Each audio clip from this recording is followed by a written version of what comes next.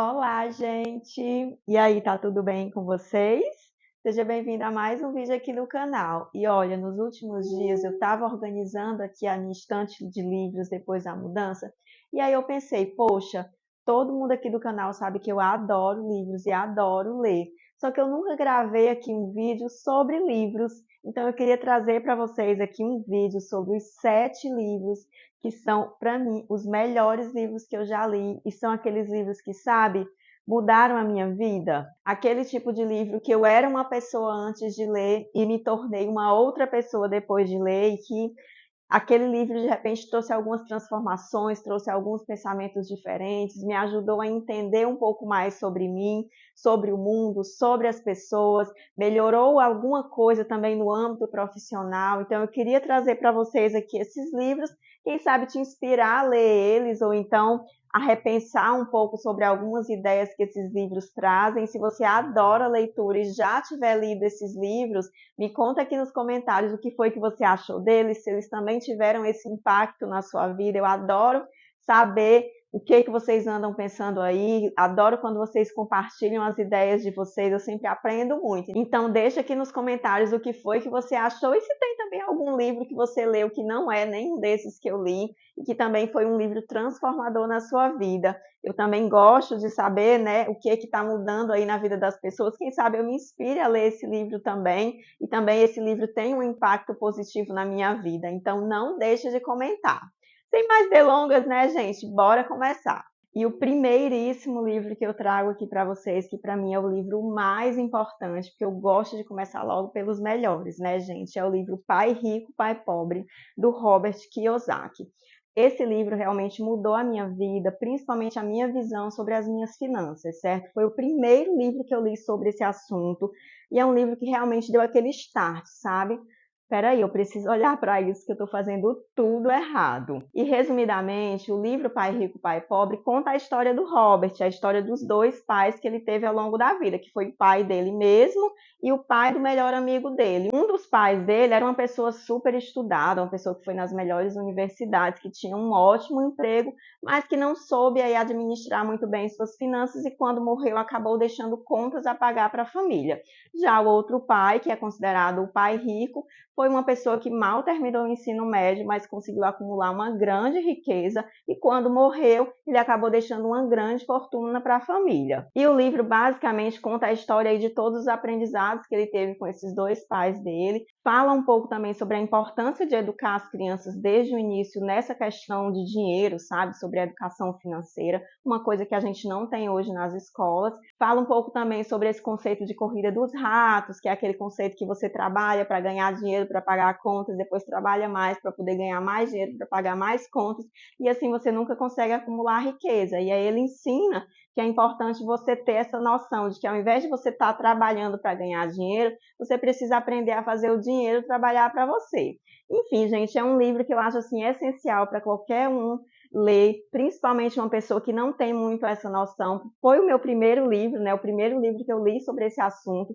Então, eu acho que como primeiro livro sobre a educação financeira, ele é muito válido. Ele é um livro que foi publicado pela primeira vez em 1997, mas a versão dele mais atualizada, que é essa aqui, é bem melhor, porque ela traz uns conceitos um pouco mais modernos. A primeira vez que eu li foi o livro antigo, mas mesmo sendo o livro mais antigo, ele foi realmente um livro perfeito na época, sabe? Então, assim, eu indico muito para você ler esse livro. O segundo livro que eu trago para vocês é o livro Como Fazer Amigos e Influenciar Pessoas, de Dale Carnegie. Esse também é um livro muito antigo. A primeira edição dele foi publicada em 1936, para vocês terem noção. Mas os conceitos dele, gente, são super atuais e ainda funcionam para os dias de hoje. É um negócio assim impressionante. O Dale Carnegie foi uma pessoa super humilde, super pobre, mas ele conseguiu desenvolver um curso que fala sobre relacionamentos interpessoais. Então esse livro aqui, ele foi muito importante para mim, principalmente lá no início da minha carreira, sabe, quando eu ainda era estagiária, que foi mais ou menos na época em que eu li esse livro. Depois de alguns anos eu fiz o curso lá no Instituto Dale Carnegie também sobre relacionamentos interpessoais. Então tudo que eu desenvolvi hoje sobre essas relações, principalmente dentro das empresas, eu aprendi muito inicialmente lendo esse livro, sabe? É claro que teve outros livros também que eu li, mas esse foi o meu primeiro livro que teve esse despertar sobre a importância dos relacionamentos interpessoais. Não só nas empresas, mas também nos relacionamentos amorosos, na família, com os amigos. Então, assim, ele engloba realmente tudo. Para mim, foi muito importante na questão profissional, mas pode ser realmente aplicado em qualquer âmbito da sua vida. É um livro que eu acho, assim, essencial de ler. Tem alguns conceitos dele que podem parecer um pouco mecânicos, sabe? Eu acho que a pessoa tem que ter esse cuidado para deixar que as suas ações elas se tornem genuínas e não apenas assim uma coisa mecânica ao tratar com as pessoas. Esse é o único ponto de atenção que eu trago com relação a esse livro. Mas se você tiver esse cuidado de deixar as suas atitudes se tornarem genuínas e não automáticas, eu acho que você pode melhorar muito as suas relações lendo esse livro. O terceiro livro, que também foi um livro assim, nossa, que eu amei ler, é o livro Os Sete Hábitos das Pessoas Altamente Eficazes, do Stephen Covey. Gente, esse livro é muito perfeito. Eu não tenho nem muito o que falar sobre ele, porque é importante que a pessoa leia ele para poder entender. Ele me ajudou muito também em algumas relações interpessoais, em como eu lido principalmente com o meu trabalho, sabe, com minha vida profissional de uma forma geral. E eu confesso que ele é um livro assim mais acolhedor, sabe? E ele é um livro menos mecânico, diferentemente do livro anterior, ele é um livro que ele te ensina a tratar as coisas de uma forma mais genuína. É tanto que tem alguns conceitos nesse livro que entram em atrito com os conceitos do livro anterior do Dale Carnegie. Esse livro é um pouco mais recente, ele foi escrito em 1989, é também antigo, mas não tão antigo quanto o livro do Dale Carnegie. E apesar dele ter sido escrito na década de 80, todos os conceitos dele também são super atuais e ele é lido assim por grandes líderes também, super indicado por várias pessoas importantes. Vale muito a pena ler esse livro, eu sou apaixonada por ele. Eu acho que é importante primeiro ler o livro do Dale Carnegie, tirar o que é importante de lá e depois ler esse livro aqui, que para mim é como se fosse um complemento dele, sabe? Então vale super a leitura dos dois. O quarto livro, que é um livro que eu também amo de paixão, é o livro O Poder do Hábito. Gente, esse livro é muito bom. Eu sou uma pessoa que amo rotina, eu sou uma pessoa que tenho essa facilidade de estabelecer hábitos, sabe? Então, para mim foi muito importante ler esse livro para entender muita coisa sobre o meu funcionamento. E esse livro, gente, é basicamente isso. Ele se debruça sobre a questão dos hábitos, sobre os vários estudos que tem sobre esse assunto, como você pode estabelecer padrões na sua vida para conseguir atingir os seus objetivos, e porque pessoas que não conseguem estabelecer esses padrões, não conseguem estabelecer hábitos, elas muitas vezes são desorganizadas, se desorganizam e acabam não chegando no objetivo final. Então ele traz muitas lições que é muito importante para a gente, principalmente para a pessoa que quer estabelecer um padrão, estabelecer um hábito para conseguir se alimentar melhor, para conseguir perder peso, para conseguir ter uma melhor rotina no trabalho, na vida pessoal. Então é um livro que é muito bacana mesmo de se ler. Tem muita parte científica dele, sabe, que fala sobre neurociência, que fala sobre o estudo do cérebro mesmo, como que o cérebro funciona, mas no geral ele é um livro de fácil leitura, então apesar dele ser grosso, eu consegui ler ele até um pouco rápido, então vale muito a leitura se você quiser aprender aí sobre os seus padrões de comportamento, sobre os seus hábitos e entender principalmente por que as pessoas de fato são comandadas pelos hábitos, né? Que ele se debruça exatamente sobre isso. A gente entende que sim, nós somos comandados por nossos hábitos e a gente precisa entender eles para conseguir ter uma vida melhor. O quinto livro que eu quero trazer para vocês é o livro O Poder dos Quietos. Gente, esse livro realmente transformou a minha vida. Eu sou uma pessoa muito introvertida e eu sempre tive muita dificuldade com isso. Por quê? Porque a gente vive num mundo em que diz que você precisa ser extrovertido. Então, eu passei toda a minha infância, minha adolescência e minha juventude lidando com isso. Lidando com o fato de que eu era inferior porque eu não era uma pessoa extrovertida, porque eu não era uma pessoa que nas reuniões sempre estava me comunicando, fazendo perguntas, dando sugestões, e isso sempre me incomodou muito, até que eu li esse livro e percebi que a gente não deve olhar para as pessoas introvertidas dessa forma. Pelo contrário, o mundo precisa dos introvertidos.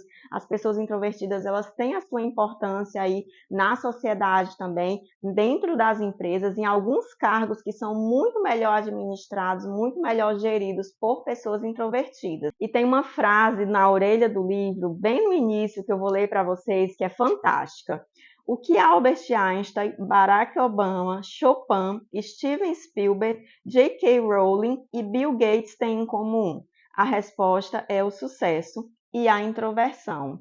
Então, grandes líderes, grandes pessoas conhecidas no mundo todo são pessoas ou eram pessoas introvertidas e nem por isso elas deixaram de ser pessoas de sucesso. Então eu aprendi a acolher a minha introversão, entender que tá tudo bem eu ser tímida, tá tudo bem eu não ser aquela pessoa que já chega falando sobre tudo, sobre a vida, que numa mesa com os amigos não para de falar sobre tudo. Eu sou uma pessoa que sou mais quieta realmente e eu aprendi a acolher isso em mim, entender, ter orgulho de ser tímida e entender também as outras pessoas, sabe? Então esse livro é muito fantástico, ele é muito acolhedor para os tímidos, para os introvertidos, e é importante também para os extrovertidos lerem ele e deixarem um pouco os introvertidos em paz, sabe?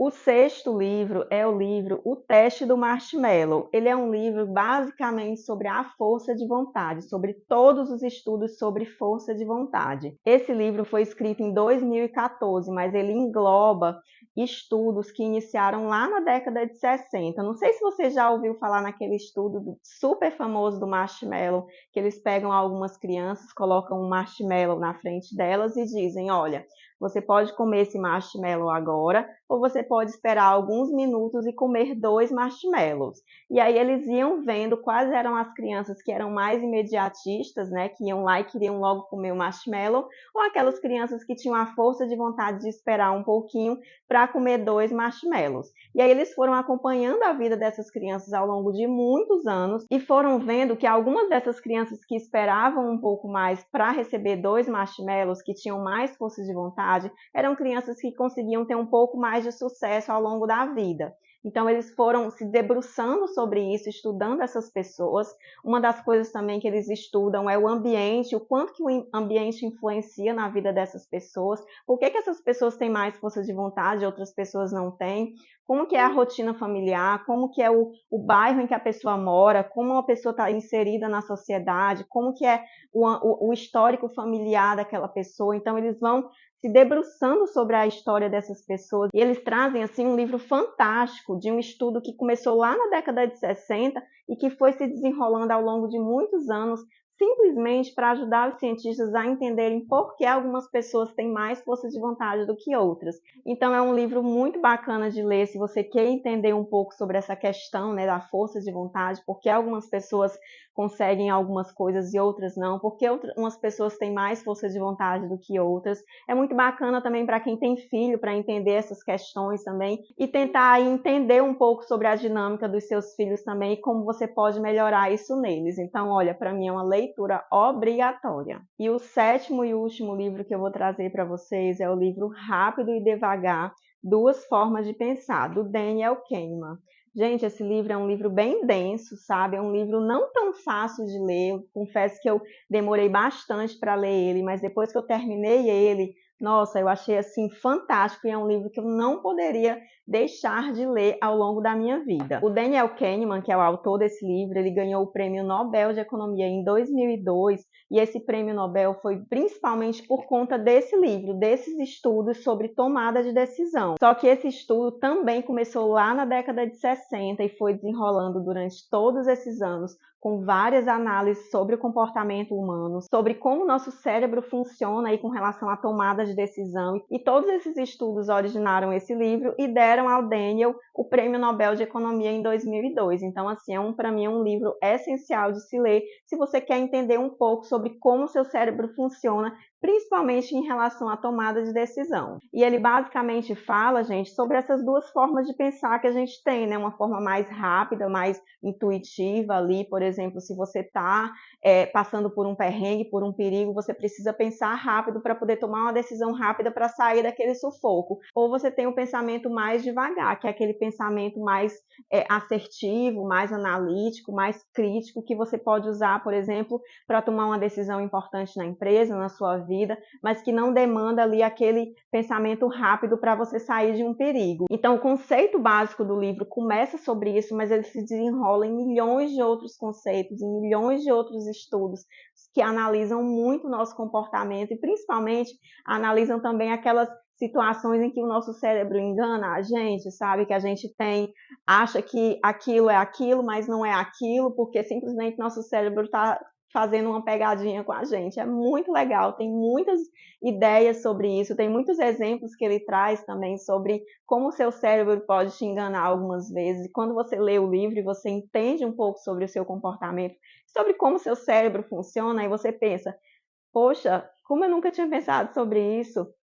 Poxa, agora eu entendo por que eu ajo dessa forma, por que as pessoas agem dessa forma. Então não é algo assim para você pensar, poxa, aquela pessoa fez isso comigo. Gente, não é, sabe? Tudo é muito.